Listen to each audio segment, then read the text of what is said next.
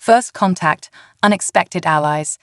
The vast expanse of space had never felt so oppressive to Captain Elena Reyes as she stood on the bridge of the UAS Horizon, Earth's most advanced exploration vessel. The ship's sensors had picked up an anomaly just minutes ago, and now the entire crew was on high alert, their eyes fixed on the main view screen. "Contact imminent, Captain," Lieutenant Zhang announced, his voice steady despite the tension in the air. Unknown vessel approaching at sublight speed. Elena nodded, her dark eyes narrowing as she studied the readings. "Life signs."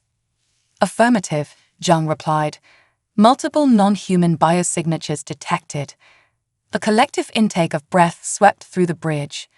Humanity had long wondered if they were alone in the universe, and now on this routine exploratory mission, they were about to get their answer. "Open hailing frequencies," Elena ordered, straightening her uniform. "Let's hope they're friendly."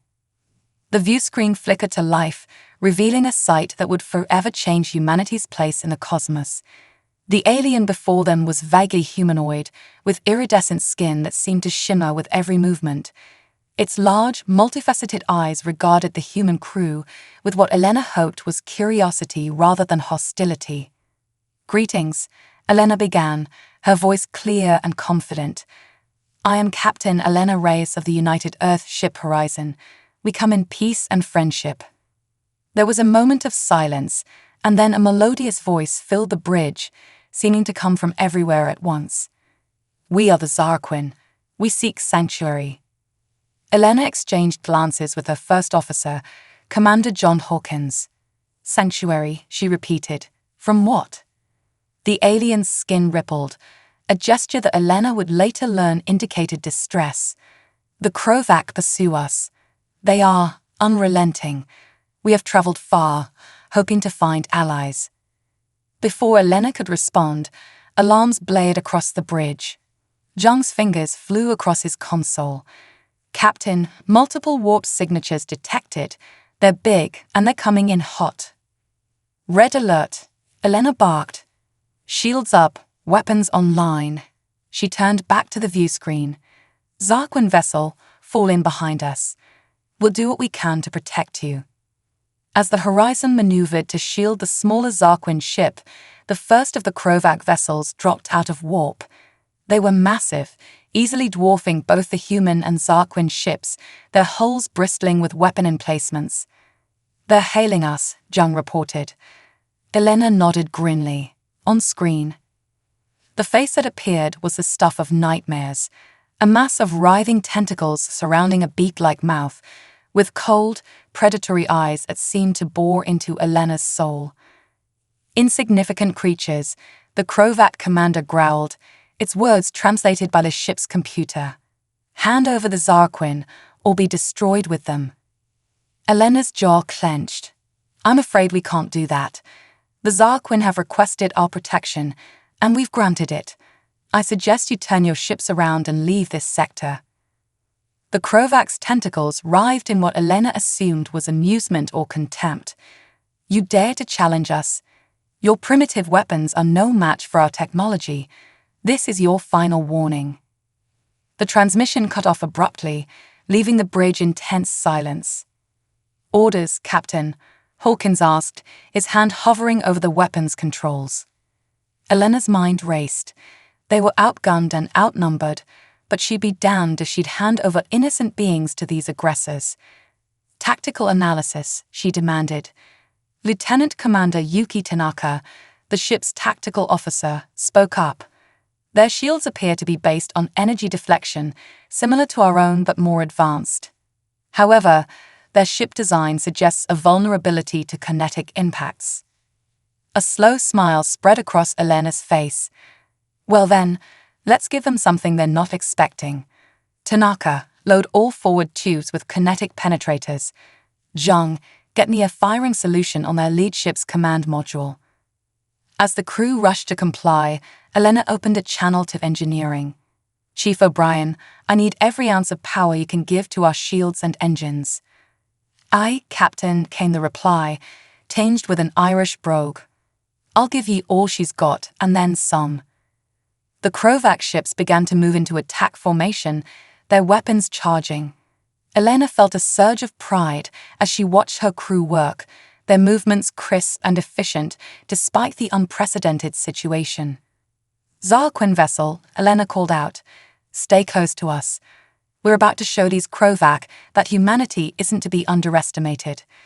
The alien responded with a pulse of gratitude that somehow transmitted through the comm system. "We are in your debt, humans. May your spirits be strong in the face of the storm." Elena allowed herself a grim chuckle. "Oh, we're not just facing the storm," she murmured.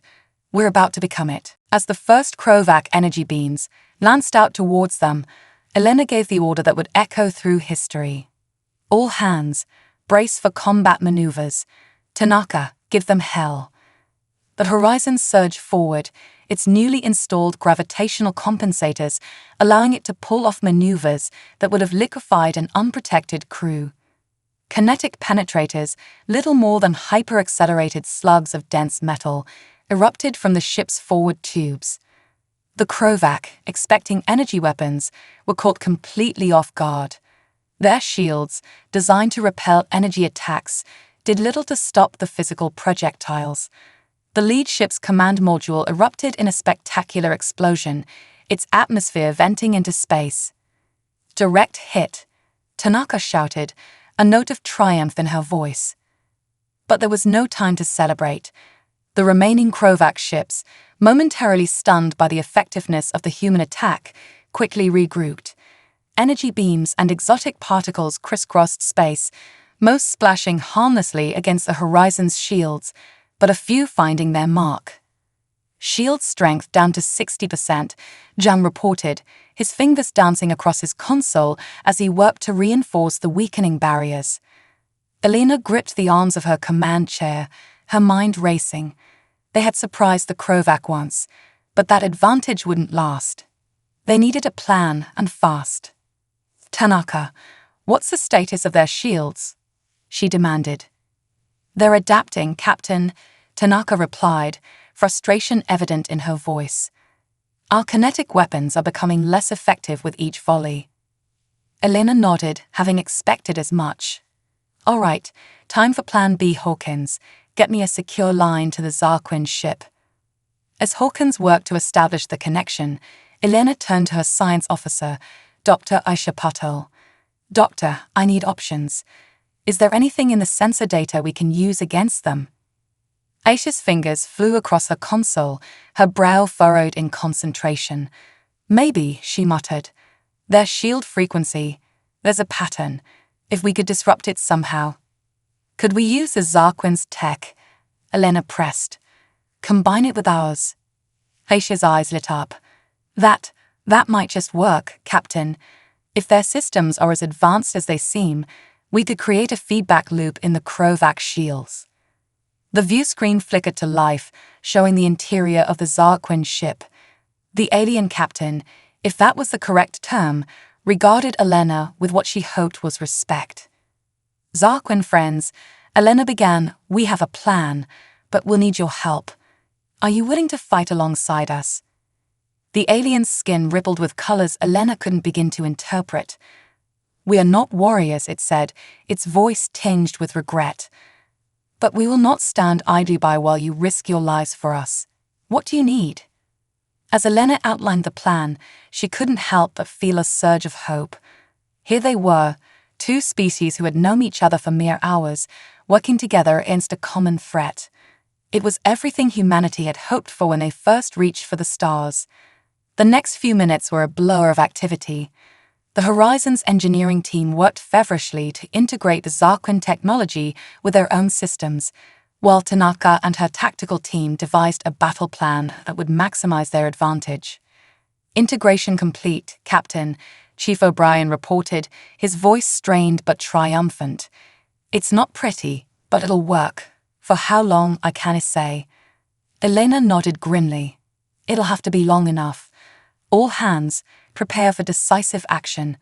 Zarquin vessel, stay close to us. This is going to get rough." As the Krovac ships closed in for what they surely thought would be a killing blow, Elena gave the order, "Now." The horizon unleashed a barrage unlike anything the Krovac had ever seen. Kinetic penetrators, now charged with Zarquin energy, slammed into their shields. But instead of being deflected or absorbed, they created a cascading failure that rippled through the enemy formation. Krovac ships began to list, their systems overloaded by the unexpected attack. Elena watched in awe as ship after ship went dark, disabled but not destroyed.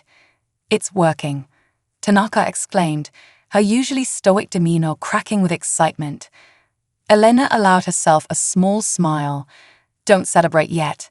Hail the Krovac flagship." The view screen flickered to life, showing a scene of chaos on the Krovac bridge. The commander's tentacles were writhing in what Elena assumed was a mixture of rage and disbelief. "This is Captain Reyes," Elena said, her voice firm. "Your ships are disabled, your weapons offline. Withdraw now, and we'll allow you to leave with your lives and your dignity intact. Persist, and we'll be forced to take more permanent action." There was a long moment of silence, broken only by the beeping of consoles and the tense breathing of the Horizon's crew. Finally, the Krovac commander spoke, its voice a mixture of fury and grudging respect. "You have won this day, humans," it growled. "But do not think this is over. The Krovac do not forget, and we do not forgive." With that, the transmission cut off. Slowly, painfully, the Krovac ships began to limp away, their once fearsome bulk now seeming somehow diminished. As the immediate danger passed, Elena felt the tension drain from her body, replaced by a bone-deep wariness. She turned to her crew, seeing the same mixture of exhaustion and exhilaration on their faces. "Well done, all of you," she said softly. "I couldn't be prouder." The Zarquin ship hailed them, and Elena accepted the transmission. The alien captain's skin was pulsing with colors that Elena interpreted as joy and gratitude. "Humans," it said, its voice filled with wonder. "You have saved us at great risk to yourselves. We had heard stories of your kind, but we did not believe. Now we see the truth. You are indeed worthy of joining the galactic community." Elena smiled, feeling the weight of the moment. "We're just glad we could help," she replied, "and we look forward to learning more about you and the galaxy we share." As the adrenaline of battle faded, Elena found her mind racing with the implications of what had just occurred. Humanity had made first contact, fought its first interstellar battle, and apparently passed some sort of cosmic test, all in the span of a few hours. She looked out at the star-filled view screen, marveling at the vastness of space and the infinite possibilities it held. Whatever came next, Elena knew one thing for certain: humanity was ready to take its place among the stars. "Hawkins," she said, turning to her first officer with a grin, "send a message to Earth. Tell them everything's changed, and we're just getting started." As the Horizon and the Zarquin ship set a course for Earth, Elena couldn't help but feel a sense of excitement for what the future held. The universe, it seemed, was far more complex and wonderful than they had ever imagined, and humanity, with its unique blend of ingenuity, determination, and compassion, was poised to play a pivotal role in shaping that universe. The adventure, Elena realized, was only just beginning. The Quantum Gambit.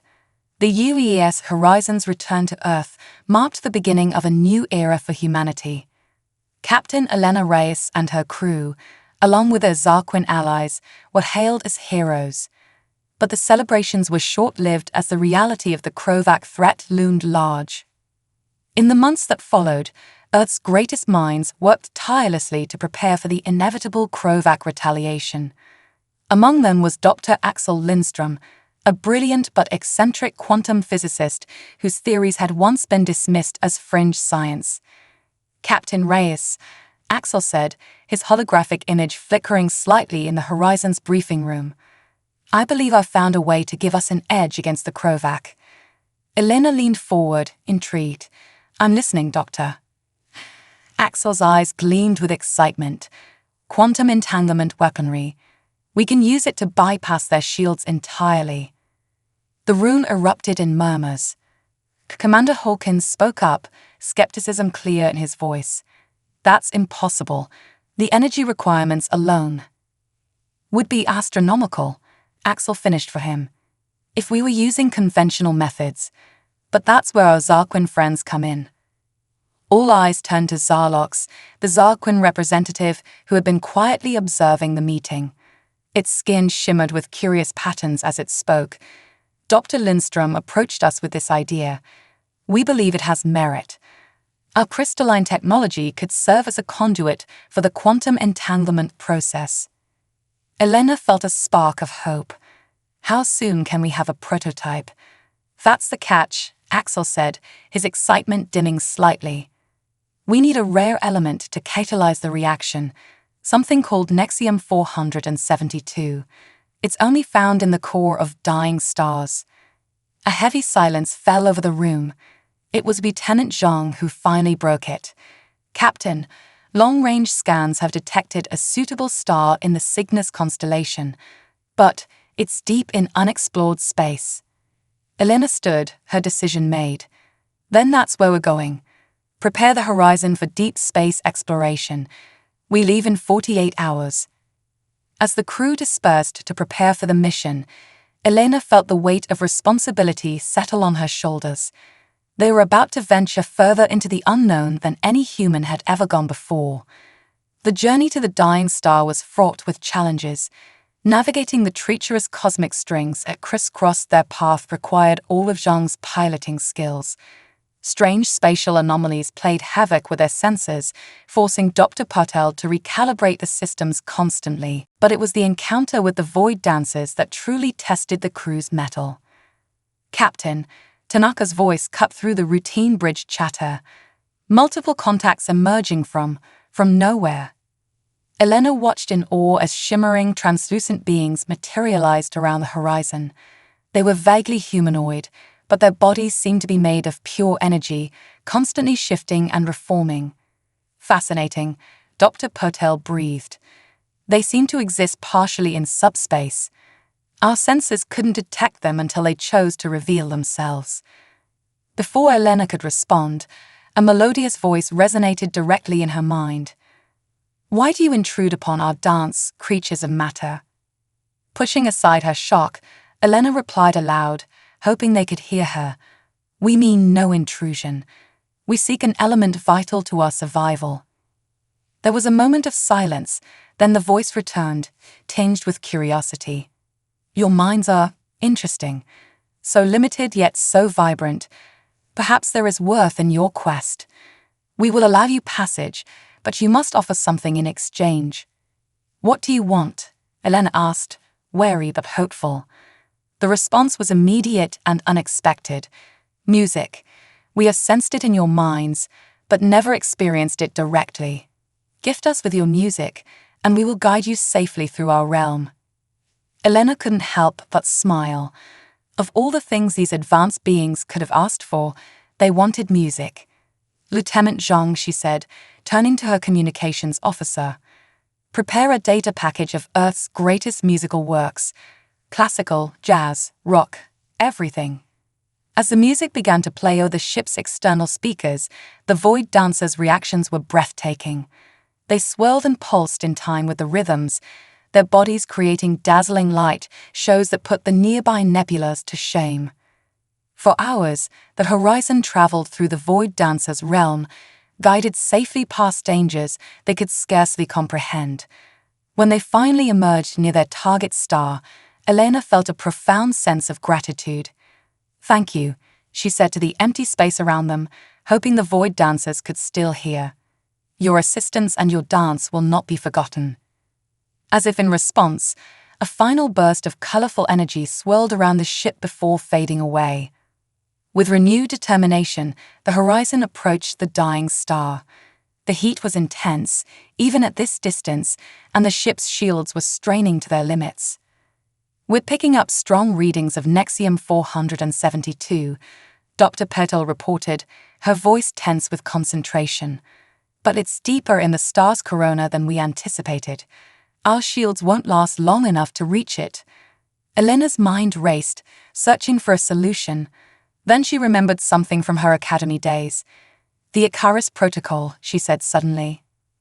Commander Hawkins looked at her sharply. "Captain, that's never been tested outside of simulations. The risks are less than the risk of failing this mission," Elena finished firmly. "Initiate the Icarus Protocol. We're going in." The Icarus Protocol was a theoretical method of using a ship's warp field to create a temporary bubble of spacetime around the vessel, allowing it to withstand conditions that would normally destroy it. As the Horizon plunged into the star's roiling surface, the crew held their breath, watching as the shields flickered and strained. "Nexium 472 detected," Dr. Patel called out, initiating extraction. For a heart-stopping moment, nothing happened. Then, with a sound like thunder, a stream of brilliant blue energy poured into the ship's collection tanks. "We've got it," Tanaka shouted triumphantly. "Get us out of here, Zhang," Elena ordered.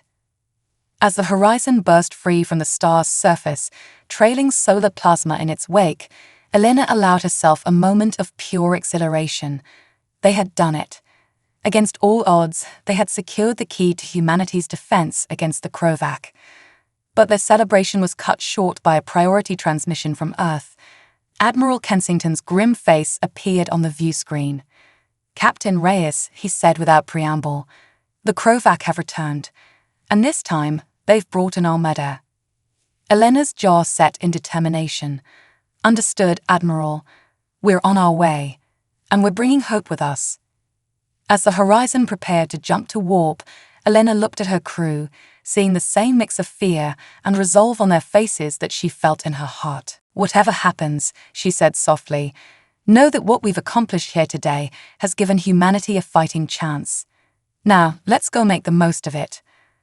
With a flash of light, the Horizon disappeared into warp, racing back to a home that hung in the balance. The next chapter of humanity's struggle was about to begin, and thanks to their daring mission, they now had a weapon that might just turn the tide. Little did they know, the Nexium 472 they carried would prove to be far more than just a power source for their quantum weapons. Its unique properties would unlock secrets of the universe that would change the course of the war, and the fate of all sentient life, in ways none of them could have imagined. As they hurtled through space, Elena couldn't shake the feeling that they were on the cusp of something monumental. The music of the Void Dancers still echoed in her mind, a reminder of the wonders and mysteries that awaited them in this vast, unknowable universe. Whatever challenges lay ahead, humanity would face them with courage, ingenuity, and an unwavering spirit of exploration. The stars themselves seemed to burn brighter as the Horizon raced home, carrying with it the hopes of Earth and the promise of a future among the cosmos. The Nexium Nexus. As the UAS Horizon emerged from warp on the outskirts of the Sol system, the scene that greeted them was one of chaos and destruction. The Krovac Armada loomed large, their biomechanical ships writhing against the backdrop of Earth's blue marble. "Status report," Captain Elena Reyes barked, her eyes fixed on the tactical display. Lieutenant Zhang's fingers flew over his console. "Earth's defensive grid is holding, but barely. The Zarquin reinforcements are engaging the Krovac's left flank, but they're outnumbered 3-1. Elena's mind raced. They had the Nexium 472, but Dr. Lindstrom's quantum entanglement weapon was still theoretical. They needed time. "Tanaka, prep our new kinetic strike packages. Zhang, get me a secure channel to Admiral Kensington," Elena ordered. As the comlink established, she turned to her science officer. "Dr. Potel, I need options. What can we do with the Nexium 472 right now?" Aisha Patel's eyes widened as an idea struck her. "Captain, the Nexium's quantum properties, if we could disperse it in a controlled manner, we might be able to create a localized space-time distortion. It could give our forces a tactical advantage." "Do it." Elena nodded, then turned to the view screen as Admiral Kensington's weathered face appeared. "Admiral, we've returned with the Nexium 472. We're implementing a stopgap measure, but we need time to bring our primary weapon online. Kensington's expression was grim. "Time is the one thing we don't have, Captain, but we'll do what we can. The lunar defense cannons are prepped for a full salvo. On your mark." Elena took a deep breath. "Understood, Admiral." Horizon out. She turned to her crew, feeling the weight of billions of lives resting on their next moves. "All right, people, let's show these Krovac why you don't mess with humanity. Initiate Operation Kronos Storm." The bridge erupted into a flurry of activity. As the Horizon maneuvered into position, Aisha worked feverishly to modify the ship's deflector array to disperse the Nexium 472. "Nexium dispersion ready, Captain," Aisha reported, her voice tense with anticipation. Elena nodded. "Execute." A brilliant blue wave erupted from the horizon, spreading outward in a dazzling display of quantum mechanics made visible. As it washed over the battlefield, the effects were immediate and startling. Pockets of space-time began to fluctuate wildly. Some areas experienced extreme time dilation, with Krovac ships seeming to move in slow motion. Others underwent time compression, with Earth and Zarquin vessels darting about at impossible speeds. "It's working," Tanaka exclaimed. "The Krovac fleet is in disarray." Elena allowed herself a small smile. "Lunar Defense Command, you have your window. Fire at will." The surface of the moon lit up as massive energy beams lanced out, striking the disoriented Krovac ships with devastating accuracy. Explosions blossomed in the vacuum of space as ship after ship succumbed to the barrage. But the Krovac were nothing if not adaptable. Even as their front lines crumbled, their flagship, a massive tentacled monstrosity that dwarfed even their largest battleships, began to pulse with an ominous energy. "Captain," Jum's voice was tight with alarm. "We're detecting a massive energy buildup in the Krovac flagship. It's like nothing we've ever seen before." Before Elena could respond, a blinding beam of coruscating energy erupted from the Krovac flagship, cutting through the Nexium-induced distortions like they weren't even there. It struck the moon with terrifying force, and for a moment, the entire satellite seemed to shudder. "Lunar Defense Command, report," Elena shouted, but there was only static. As the dust settled, Elena's heart sank. A massive chunk of the moon had been vaporized, and the once proud lunar defense cannons were nothing more than scattered debris. "My God," Hawkins whispered, voicing the shock they all felt. Elena gritted her teeth. They had dealt the Krovac a serious blow, but at a terrible cost. And now the enemy had revealed a weapon that could render their greatest advantage useless. "Dr. Patel," Elena said, her voice steady despite the turmoil in her gut. "Get that data to Dr. Lindstrom. We need the quantum entanglement weapon operational yesterday." As Aisha scrambled to comply, a new alert blared across the bridge. John's eyes widened in disbelief.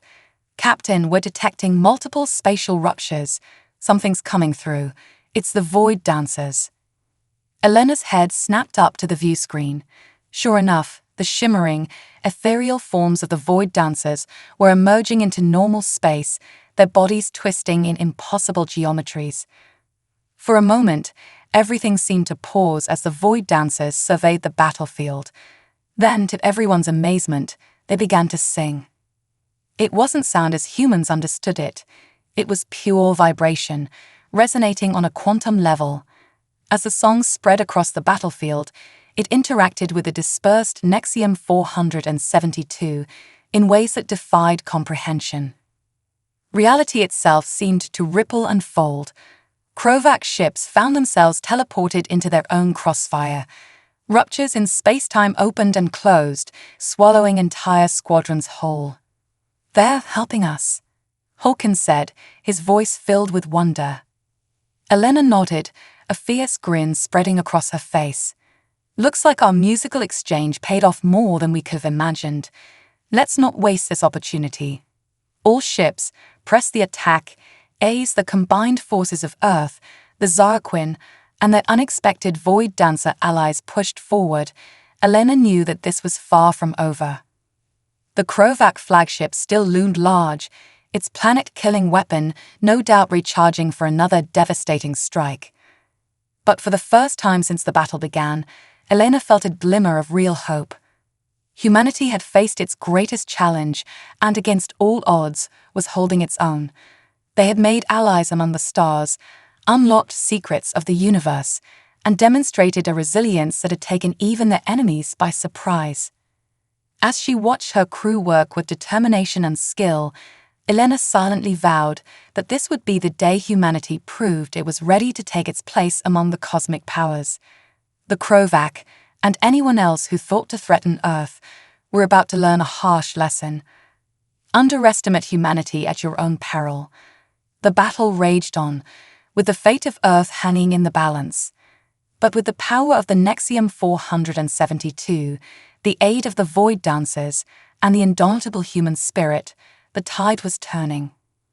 The next phase of the battle would determine not just the outcome of this war, but the future of humanity among the stars. As Elena prepared to coordinate the final push against the Krovac flagship, she couldn't help but feel that they were on the cusp of something truly monumental. Whatever happened next would reshape the galaxy in ways no one could predict. "All hands," she called out, her voice ringing with determination. "Prepare for the fight of our lives. Today, we make history." Singularity synthesis. The battle for Earth had reached a fever pitch. The combined forces of humanity, the Zarquin, and the Void Dancers fought valiantly against the Krovac armada. But despite their efforts, the massive Krovac flagship loomed ever closer to Earth, its planet-killer weapon glowing ominously as it recharged. Captain Elena Reyes stood on the bridge of the UAS horizon, her eyes darting between tactical displays and the chaotic space battle visible through the view screen. "Status on the quantum entanglement weapon," she demanded. Dr. Aisha Patel's fingers flew across a console. "We're close, Captain. Dr. Lindstrom is making the final calibrations now, but..." She was cut off by a priority alert from Earth. Admiral Kensington's hologram appeared, his face grim. "Captain Reyes, we're out of time. Our deep space sensors have detected a Krovac superweapon entering the system. If it reaches Earth before we end this, there won't be a planet left to save." Elena's mind raced. They needed a game-changer, and they needed it now. "Dr. Pertol," she said, an idea forming. "The Nexium 472, could we use it to create a controlled singularity?" Aisha's eyes widened. "A singularity? Captain, the risks." "Are less than the risk of losing Earth," Elena finished. "Can it be done?" After a moment's hesitation, Aisha nodded. "Theoretically, yes, but we'd need an enormous amount of energy to catalyze the reaction. And a way to control it," added Commander Hawkins. "Otherwise, we'd just be trading one doomsday scenario for another." Elena's gaze fell on the Void Dancers, their ethereal forms weaving through the battlefield. "Maybe we don't have to control it," she mused. "Maybe we just need to guide it." Understanding dawned on Aisha's face. The Void Dancer's quantum resonance, if we could synchronize it with the singularity's gravitational waves. "We could create a directed gravitational pulse," Elena finished. "Powerful enough to cripple the Krovac fleet, but focused enough to spare Earth." Admiral Kensington, who had been listening intently, spoke up. "It's a hell of a gambit, Captain, but at this point I'm open to crazy ideas. What do you need?" Elena's response was immediate. "Every joule of power Earth can spare, and get me a direct line to the Void Dancers." As the crew of the Horizon scrambled to implement Elena's audacious plan, the battle outside reached a crescendo. The Krovac flagship, sensing the tide of battle shifting, began to power up its main weapon for a final devastating strike on Earth. "Singularity matrix stable," as she reported, her voice tense. "Awaiting energy influx from Earth." Elena nodded, then turned to the shimmering form of the Void Dancer emissary that had manifested on the bridge. "We're ready. Can you synchronize your resonance with our singularity?" The Void Dancer's reply came not in words, but in a haunting melody that seemed to vibrate at the quantum level. As it sang, The very fabric of space-time around the horizon began to ripple and twist. Energy spike detected. Lieutenant Zhang called out. Earth's power grid is channeling everything they've got. A blinding beam of pure energy lanced out from the planet, striking the horizon's modified deflector array. For a heart-stopping moment, nothing seemed to happen. Then, with a sound like reality itself tearing apart, a pinprick of absolute darkness bloomed before the ship. Singularity formed. Aisha shouted over the groaning of the ship's stressed superstructure. But it's unstable. We can't hold it for long.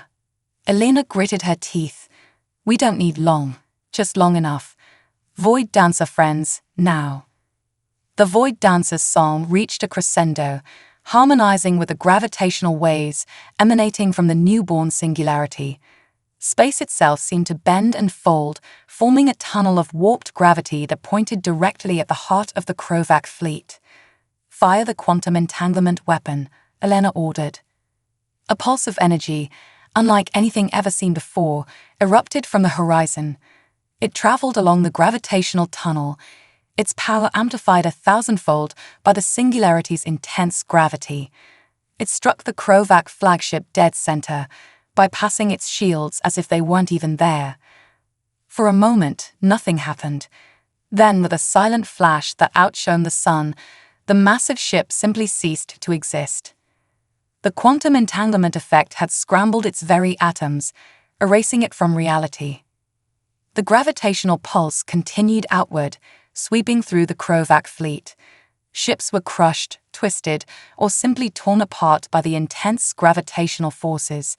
In the span of heartbeats, the once mighty Armada was reduced to scattered debris. As quickly as it had formed, the singularity winked out of existence, the last notes of the Void Dancer's song fading with it. An eerie silence fell over the battlefield. Report, Elena said, her voice hoarse. Zhang's reply was filled with awe. Krovac fleet, destroyed, Captain. All of it. Earth is safe. A cheer went up on the bridge, but Elena's relief was short-lived. A priority alert flashed on her console, a transmission from the approaching Krovac superweapon. With trepidation, she accepted the call. The being that appeared on screen was unlike any Krovac they had seen before. It was massive, more machine than organic, with pulsing circuits visible beneath translucent skin. Humans, it said, its voice resonating with power. You have surprised us. We believed your species to be primitive, unworthy of ascension. We were wrong. Helena stood tall, facing the alien behemoth. We're full of surprises. I suggest you turn that superweapon around and leave our system. We've demonstrated what happens to those who threaten Earth. The Krovac entity was silent for a moment, then spoke again. You misunderstand. We are not here to destroy you. We are here to elevate you. Confusion rippled through the bridge. Elevate us? Elena asked warily. The weapon you faced was not designed for destruction, but for transformation. For eons, we have searched the galaxy for species worthy of joining our collective consciousness. Your victory today has proven your worth. The implications of the Krovac's words were staggering. This hadn't been an invasion, it had been a test, and humanity had passed. So what happens now? Elena asked, still uncertain if this was a trick. The Krovac entity's form shimmered, becoming more ethereal, almost Void Dancer-like. Now, you choose. Join us, and gain access to knowledge and power beyond your wildest dreams. Or remain as you are, knowing that greater wonders await when you are ready. Elena looked around at her crew, at the battered but unbroken Earth on the view screen, and at the Void Dancers who had come to their aid. In that moment, she knew humanity's answer. We appreciate the offer, she said, a smile playing at her lips. But I think we'll find our own path to the stars. We've got some good friends to explore with and a lot left to learn. The Krovac entity seemed to nod in understanding. As you wish. We will be watching your progress with great interest, humans, until we meet again. With that, the massive superweapon turned and vanished into the depths of space, leaving behind a stunned but victorious Earth. As the realization of their triumph sank in, Elena turned to her crew. "Well," she said with a grin, "I'd say humanity has made quite an entrance onto the galactic stage. Who's ready for our next adventure?" The cheers that erupted from the bridge were answer enough. As cleanup efforts began and diplomatic channels with the Zarquin and Void dancers were officially established, Elena knew that this was just the beginning. Humanity had faced its greatest challenge and emerged not just victorious, but transformed. With new allies, new technologies, and a newfound respect among the cosmic powers, the future was brighter than ever. As the horizon set course for Earth, Elena couldn't help but wonder what wonders and challenges awaited them among the stars. One thing was certain: humanity was ready for whatever the universe had in store. Cosmic convergence. 6 months after the Krovac encounter, Earth was a changed planet. The integration of alien technologies had accelerated human development by centuries. Quantum computers were now commonplace, anti-gravity vehicles zipped through the skies, and the first human colony on Mars was already thriving. Captain Elena Reyes stood in the newly constructed Galactic Assembly Chamber in Geneva, surrounded by holographic representatives from a dozen alien species.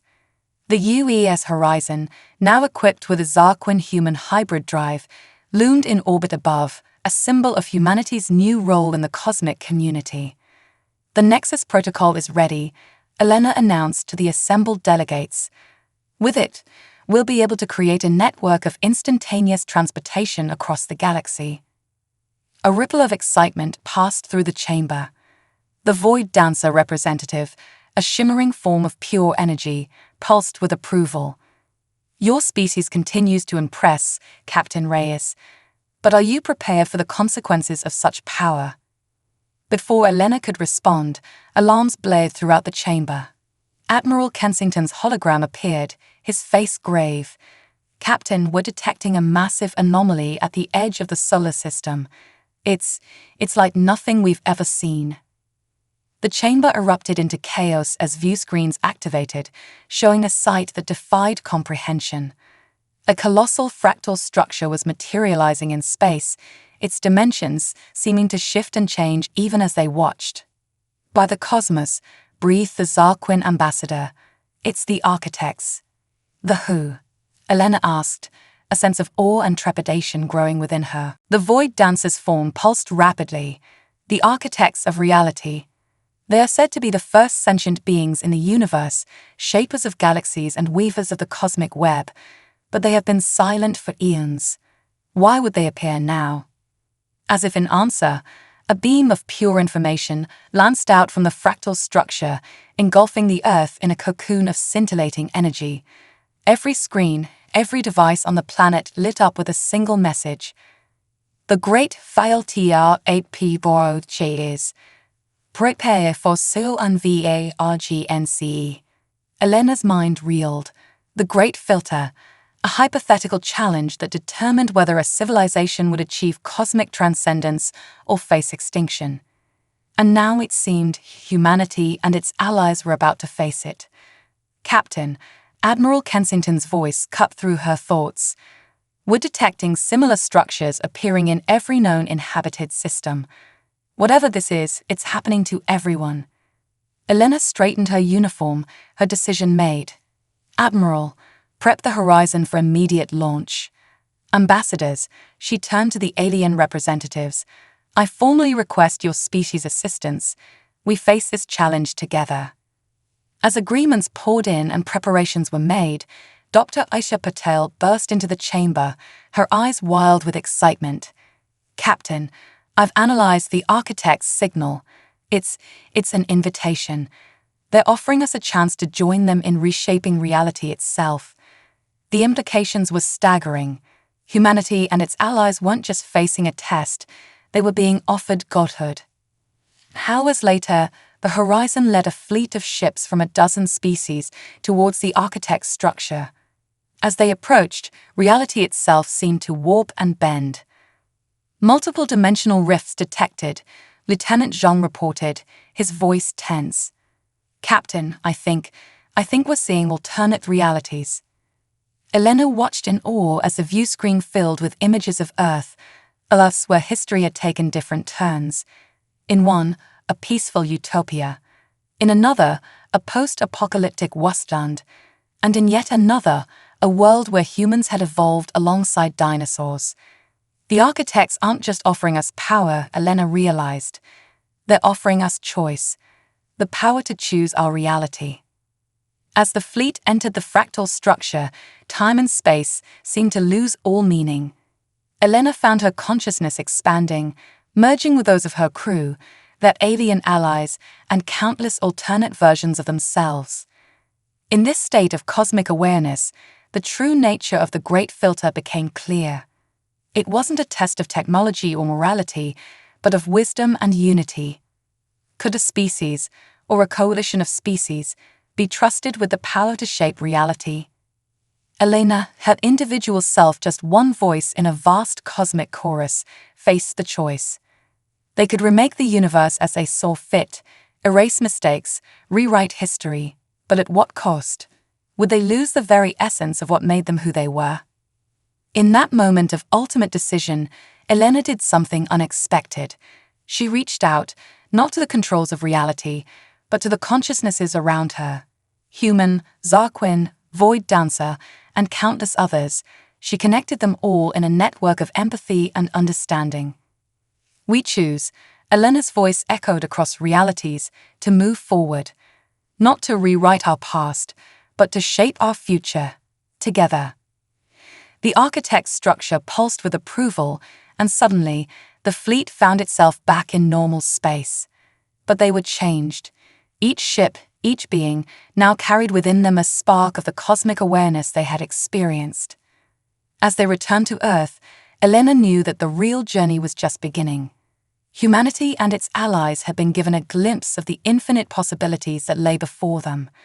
They had the power to explore not just the physical universe, but the very nature of reality itself. Set a course for the unknown, Elena ordered, a smile playing on her lips. It's time to see what's really out there. As the horizon leaped into hyperspace, leading a fleet of explorers from across the galaxy, Elena couldn't help but feel a sense of boundless optimism.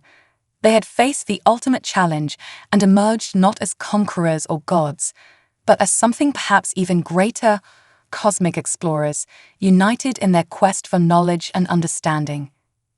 The universe, in all its infinite variations, awaited, and humanity, along with its new allies, was ready to embrace it all.